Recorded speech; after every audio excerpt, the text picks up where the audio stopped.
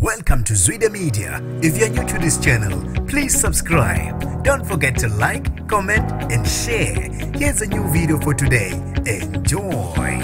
Uthi ufuna ukumba umgodo ongasoze waqedja umuntu okhuzana impungose khona la emkhakheni kaMaskandi. Sanibonani nginibingelele ngiphinde nginamukele kuphina kuphi la inbola khona le video. Mangoqala isijonele likhasi wamukelekile igama lami usibonga konke wakandwande. Mawuthanda ke ungangibiza intatheli ka YouTube. Ukhuzana impungose ke ulokho eqhubeke njalo nokwenza kahle. Uthi ke ufuna ukuthi noma engasekho emhlabeni kodwa ke igama lakhe lisale kukhunjulwe izinto ezinhle ayezenza esaphila. Ngikhuluma ke nje lokhu uhambele wayobhala lapha ekhasini lakhe lika Instagram wathi ke ngiyafisa ukuthi ke bonke abantu abasebethe bathola amandla okuvusa imizi yakubo besike iphethini kulomuzi. Kanti ke ukhuzana ubeposte esinye sezithombe somuzi wakubo noma ke ngithi phecelezi umuzi wakhe waseke ebhala ke umyalezo la edlulisa khona ukuthi ke amagama angaqhuquzela abanye abantu abaseza ngemuva. Wasethi ke uyafisa ukuthi ke besike iphethini kulomuzi ke wasebala ke izinto wasezenzile omzini wakubo. Wathi ke kangawo ukuthi ngendlela asephushe ngayo abantu abaningi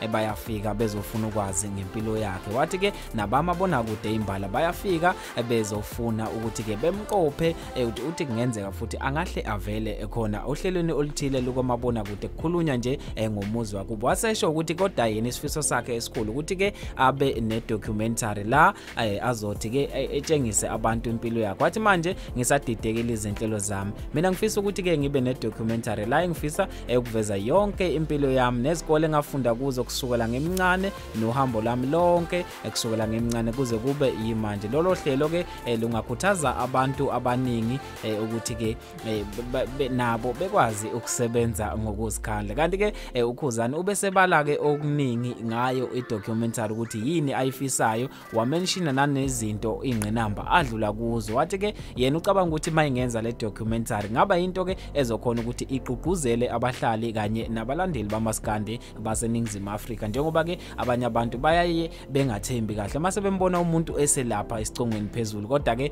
bengazi ukuthi ke wadlula kuphi. Kanti ke uthi ke ukuveza impilo yakhe esahlupheka engelutho ikona okungakha isizwe esaseNingizimu Afrika. Kanti ke ake ngizwe mina umbono wakho ukuthi ke ngabe uthini ngalento eshiwo ukhuzana ye documentary, ngoba sokhumbula ukuthi ke nanencwadi ke ekhuluma ngomlando wakhe usenayo.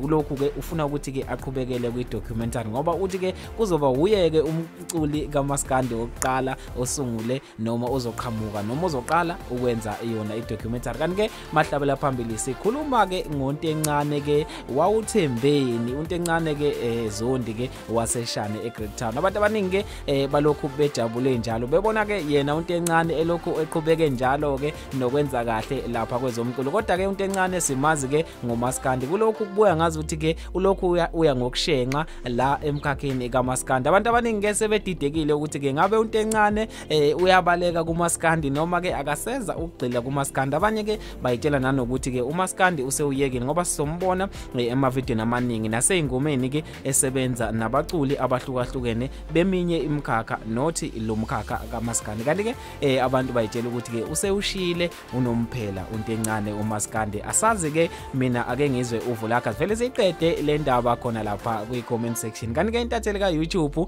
isiphuma kanje ngithi ke asiphinde sihlangane futhi ngokuzayo ngesikhathi futhi ke esifanayo. Mina ke angibambe video nelandelayo sengiphuma kanje asivele siqede le ndaba kwi comment section ngazo zonke ke esithe sakhuluma ngazo osungeni la namhlanje. Ushiye ke uvu lakho, ulike i video uma uyithandile, uphinde ke usubscribe uma ungakaba subscribe.